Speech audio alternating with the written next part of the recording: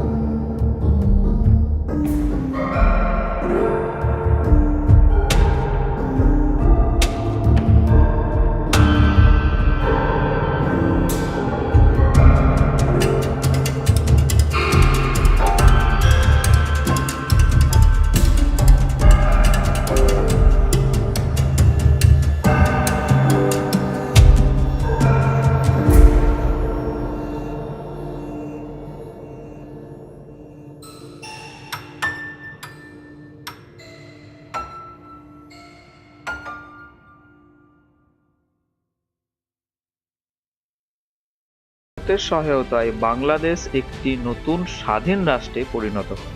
এটাই ছিল ভারতের সবচেয়ে বড় বিজয়। চতুর্থ যুদ্ধ কার্গিল 1999। 1999 সালে পাকিস্তানের সেনাবাহিনী ও অনুপ্রবেশকারী জঙ্গিরা চুপি চুপি ভারতের কার্গিল অঞ্চলে ঢুকে পড়ে।